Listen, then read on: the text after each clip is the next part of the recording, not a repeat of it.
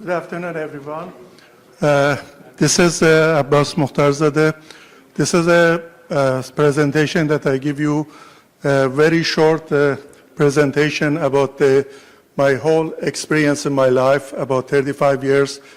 I am not a traditional engineer, structural engineer designer, but my engineering started with finite element. But I always try to make sure that this finite element makes sense for me to use as a tool, not as a final product. This is speaking about the introduction to strategies for calibration, verification, and validation of the finite element. And topics that we're going to discuss, I categorize it in 6 and 7 items with references and the summary at the end. This is one of the recent model that I did it and the presentation. When you look through this finite element model, what you feel? What's the reaction for this? It's very colorful, it is very nice, and it is very good. But my first reaction, I will say, I don't know. I have to look through it to see what is that. Is that tell me the reality or no? And this is one of the examples that I did 35 years ago. Similar way, approach on both of them I followed in my practice. On the finite element, we have 3 sections: pre-processing, processing, and post-processing. Generating the model, analysis, and the extraction of the analysis results. In the old days before the finite element numerical analysis, most of the time it spent on this one, because you have to create a model very easily, simple beam or a frame, and but for the analysis like a distribution method or other things, it takes a lot of time to do this part, processing. And the first part and second part, third part is very easy. But after the finite element, the system becomes different. Here, you take about a few seconds or few minutes, or very complex system, few hours, and you have to spend a lot of time for the modeling and the processing, post-processing. And that's the reality that we have. And we don't have, I see it in my practice, they will say the finite element easy, you get the 3D model and put it the finite element, you're done. All the project managers, all the people in industry, they will thinking this is a kind of push button industry. This is not true. On the analysis, on structural analysis, we have 3 sections we have to consider: mathematics, mechanics, or engineering, or physics, and computer sciences and data analysis. That all of my friends, Paul, Rob, and Serhan mentioned on their presentation. We have to make a connection between these two. I cannot do finite element analysis if I don't know mathematics. And mathematics is not very complex also. We have to bridge a gap between the mathematics, computer data science, and mechanics. If we cannot do that, or analysis blindly, we cannot analyze any structure. What's the model? Let's go very precisely what we are entering. First thing we are entering, that is, we are going to the model. What the model is actually, you hear here a real object, kind of precast walls. In here, I draw it a rectangular shape that is representing one of those. And here, a lot of mathematics, integration, and differential equations. And at the end, you see this finite element model. This is actually a computational model we're using, where it's far away from this real object to this computational model. Therefore, if we don't understand what model means, we cannot do that or perfect design or actual design on the system. Example of the model, a representation of the something else. Model means that we're representing something real with something else. And that something else is not real. As an example, when you go, you want to buy a house in a certain subdivision. When you go to the contractor or whoever wants to build, it gives you some outline of the houses that they're going to build and the landscape and everything. Is that the one that you can go inside and leave it? No, this is a model. This is a landscape model that created. Also same thing. On the GPS or the map, when you look through, you want to go from point A to point B, from Philadelphia to New York. You can look through it, which direction you should go and what you should do. But actually, you can go inside it? No. This is kind of model also. Same thing on the architectural spacing of a house. You cannot live on that because that is representing of something else. Actually, 3D model, same thing. 3D model, some of the items in here is not real. I don't know what is this side. It's actually some mechanical equipment, may be completely different than the reality that you see it here. And this is started by Leonhard Euler, about 17th century. That is started the theory of the graph in the mathematics, and the computer programming started by his work.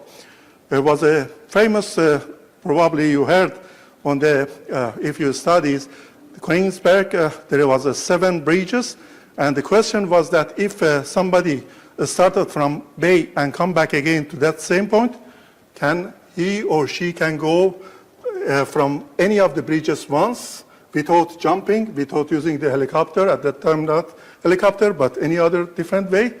And Euler created that kind of problem to solve the issue. And from that concept, we can create a graph. The points that here is the location of the lands, and the bridges representing of this one. We call it this nodes, and we call it this one elements. Node and elements is simplest data that we have on a finite element. All the finite element data consist of the set of the data for the nodes and set of the data for elements. This is a start of the finite element in some way. And also another example, if you have the 2 floors and 1 column, you want to connect it together, you see you started with the center line model. You're creating the model at the center now of the final beam or column that you draw on the sketch on the paper. But actually, you don't have much deformation from here to here or from to here, but you model it to simplify it. That's another thing that comes in the middle, simplification. Therefore, model something which representing something else. It may be smaller, larger, approximately the same size, which is represent. It allows key features, but not all features of the real thing. We have to differentiate between the model and real thing. And I want to emphasize here on the third part, finite element always is approximate, is not accurate. And this is approximate structural analysis. And what an approximate means? Near inaccuracy or correctness. How much nearby? We have to ask also, this is a question that I ask when I create a finite element model. What is the accurate? How can we know the accuracy? If we ask our questions during the creating the model, it helps us. For example, this is a very simple beam that we have. Question is that how much load shall I pose here with a certain length and the cross-section of the concrete and the F prime C? How much load we should get here to get the failure? What's the answer? Most of the time when I ask a question, oh, I built a finite element model. No, this is not correct way approach. Failures of the loaded beams start with the experiment and the literature that developed in last 100 years. It means that we created, we have to ask to see if we have experimental data exist or no. And if a finite element result exists or no. And if maximum and minimum, because one of the key things on the finite element, what parameters you should consider. There is stresses, there is this deflection, there is many other parameters. Which one is more important? Most of the time, especially in the mechanical things, they will say, okay, I checked the maximum von Mises stressed. Is that enough? Or maximum section design check is good, based on the which code and the standard. This all of the question you have to ask and you have to answer.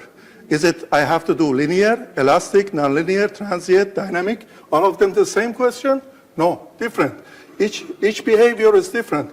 Therefore, I, as a structural engineer, you as a structural engineer, we have to ask the questions.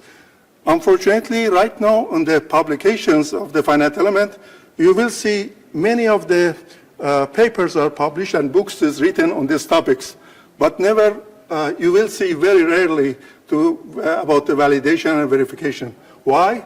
Because technology goes more faster than the culture that we developed. Therefore, the main topics that we needed here, what the textbook you should use, what article and hand calculations, and those is the one alternative methods that we have to check. All of this is important to verify and validate a finite element model. This is very briefly 3 different numerical analysis, finite element, boundary element method, and discrete element method that is engineering used. I don't want to go too much through that, but each of them has our approximate and we have to take consideration. Okay, the question is that here, why calibration? Question, what is that? Why we should calibrate? Why we should verify? Why we should validate? We just push the button, get the colorful pictures, maximum stresses, we're done. No.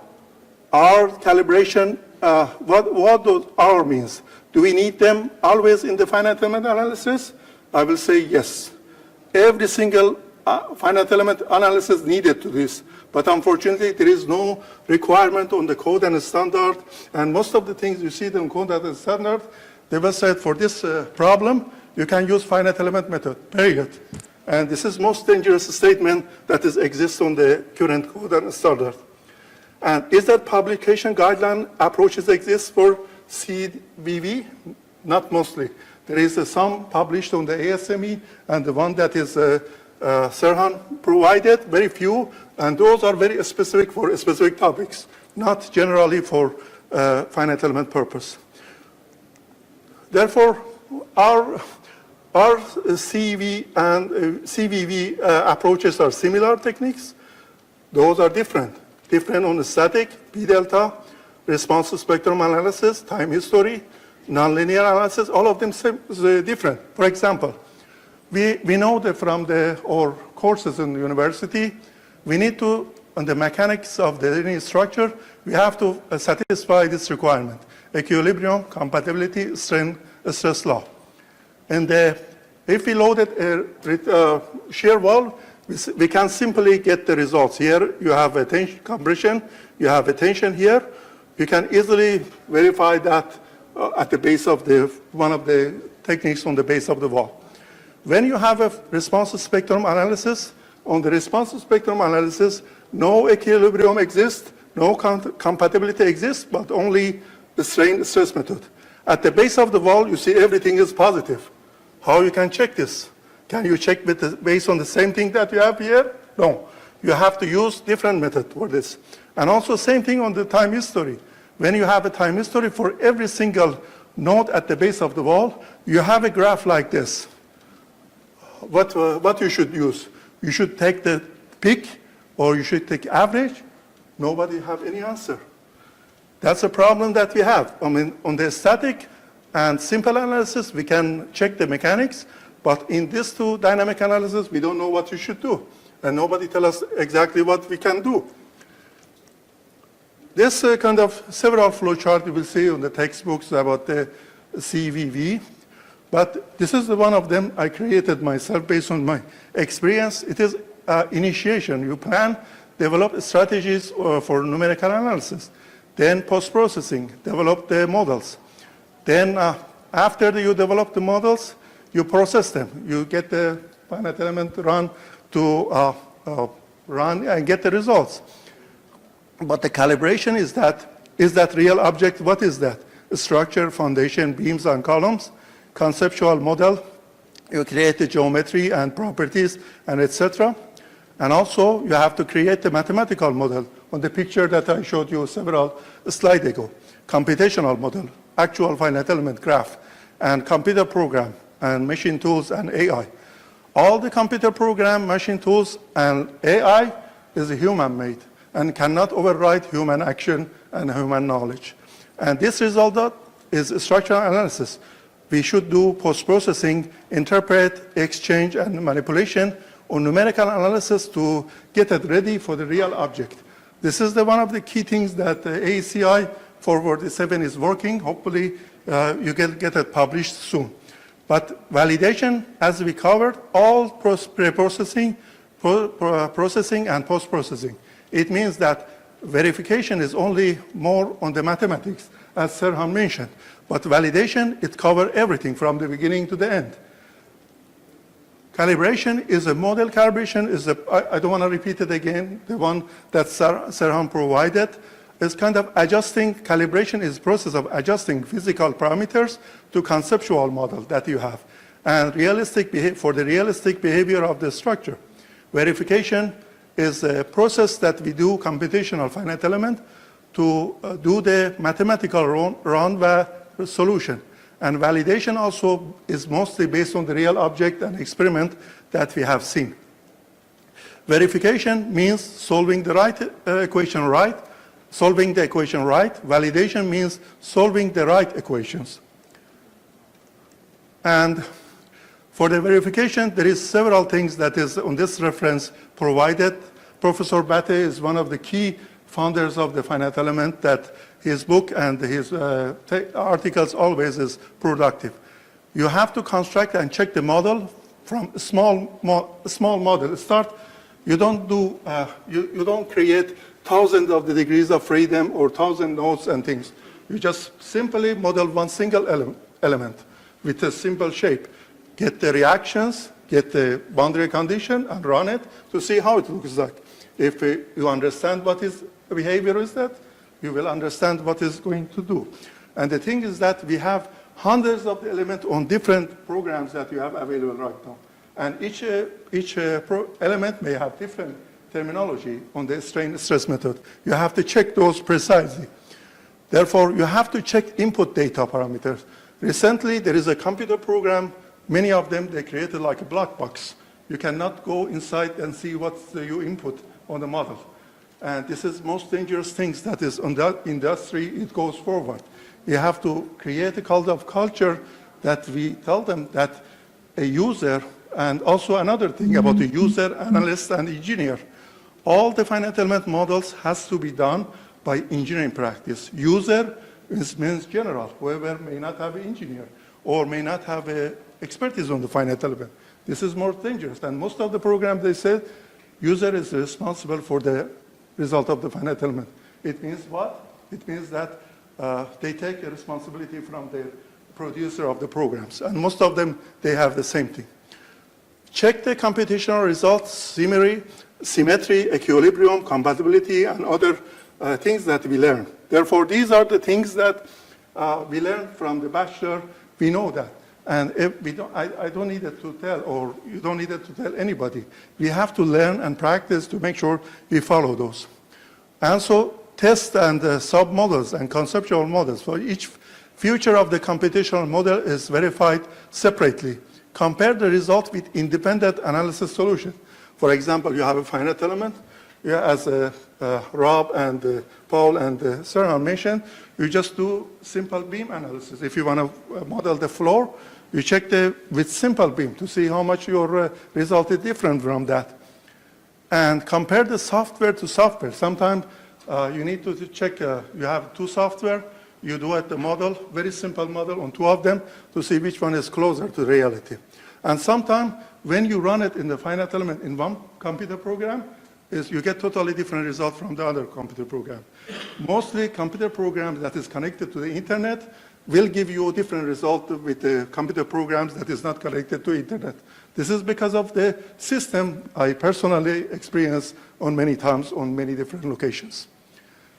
And perform sensitivity studies that also our colleagues mentioned before for the comparison of the results. And benchmark as well, another thing, and also about the error evaluation. Also here, error may be human error, but we don't talking about the human error. Human error is the one that can be fixed if we do precise analysis and investigation. But the thing is that might be error within the program or within the model that we created. That might cause the issue. And perform order of the accuracy test. That all of them is very important. The classes of the validation, we have different things that I want to go very quickly on that because my friends always mention those. And for the misuse of the finite element, we have one of the key things that I mentioned, accessible finite element inputs are crucial for engineering CVE. If a program doesn't give you what the inside of the input data, I don't trust that program. And that is kind of one of the key things that you have to check data correctly. Never trust FE program, AI, ML, or internet manipulations. Finite element outputs is different than the engineering calculation. Most of the time I see that they provide a calculation, and calculation is simple output, print out the output of the program. This is very loosely way of acting as an engineer. Finite element numbers, it doesn't mean engineering CVV are done or evaluation happened. Finite element model, colorful picture, as I mentioned at the beginning of this session, for me means nothing. It might be good to hang up from the wall, but it is not good kind of way of the feeling that a program is good. Inaccessible data black box, it doesn't mean that evaluated. And also, user analysis is responsible, not computer program or developers. And evaluation by representative engineers is very important. And that we have to emphasize in industry, in the company that we're working, and in the nature, because we are responsible for public safety and interest and incorporation of the engineering principle in the light way. Therefore, some of the topics that we needed to provide is free body diagrams, assumption and simplification, and peer-reviewed publications that is accessible. Also, internal check of the programs and connectivity. This is one of the key items that Paul mentioned, how you check very closely, and also other items that I go fastly to reach to the point. And that's one of the other things that I don't want to go too much here, because that is topics of the different subject. We have different errors and simplification on the uncertainty of the results that we're going to have. And for this presentation, I use these references. And in summary, it is important the finite element program, including commercial software, are calibrated and verified. An engineer can do on back of an envelope that millions tons of the computer programs cannot do that. And some marks do not rush on the finite element, spend some time, and always verify and validate. And the things that you have, we are responsible, I am responsible for the analysis. Thank you. If you have a question, let me know.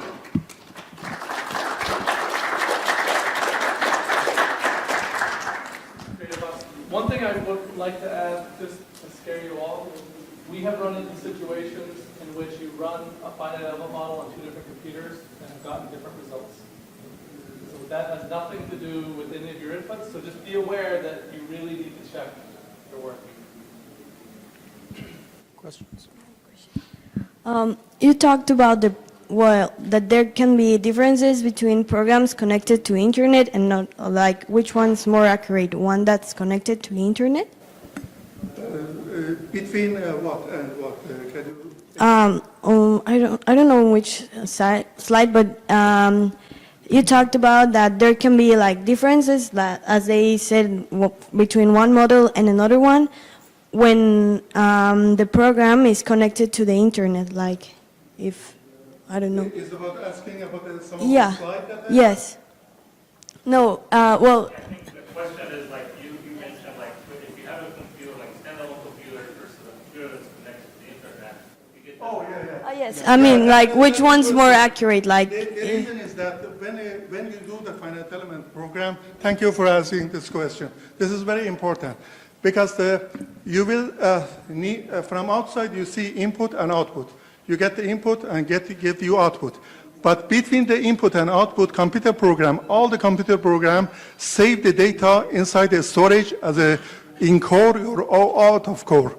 when they do that, they need some space to locate the data inside your computer and then extract it back for the next procedure. When your computer connected to the internet, you have limited number of that space that is the computer program can do that intermediate process. What the reason that comes? It means that computer programs, they put it on different way. Nobody knows how it's going to do. But at the end, because of that assignment of the intermediate data on different storage, when the result comes, you see it different. For example, you do it on here, reaction here, 12.2. Here you get 18.6. You will get different results, sometimes very close, sometimes very hard. But you cannot say what happened. Therefore, you have to have a specific storage available in the computer, and it is not connected to internet, you get the best result. And always check the computer results back to back. If you have your colleagues, you ask colleagues to run it to see if the same result comes or no. That is my recommendation. You're welcome. So thanks very much, Abbas. I think your presentation is very good for printing out and putting it in a binder whenever we do finite elements, because you gave such good tips. About software, I think upper management support is needed in consulting, because companies just purchase one license for one software, and more than often you are really stuck using a single software, right? So we need to have more options to use more than one software. Maybe that might require an industry change. You don't purchase like the complete license, but you just rent it out, for a project. You rent out the license for a month, use it for a project. So I think more than one software would be very, very important.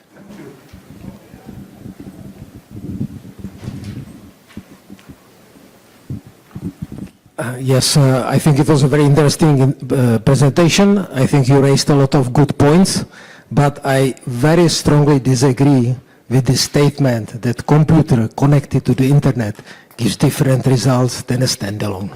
This, I think, is strongly against this, and I think it is raising dangerous atmosphere between the engineers, if you say that. Yeah, but it probably was from some different reasons, so I don't think we should finish with such a statement here in this room. No, I'm not saying that you don't use it, but I am saying that you're suspicious. You do several times run on different computer program. If it is connected to internet, different computer program get the same results. That should be more trustable than the one. I'm not saying that when it is not connected to internet, everything is invalid. No. I'm saying that you're always suspicious with the computers that are full of the data and connected to the internet, because that is yeah, that's the one, yeah. Any further question? Follow-up question on that. Can you, if possible, tell us which program gave you that issue? Pardon me? If possible, can you tell us which program gave you that issue? That is not related to the computer program. It is related to the amount of the storage that computer program needed to store the data.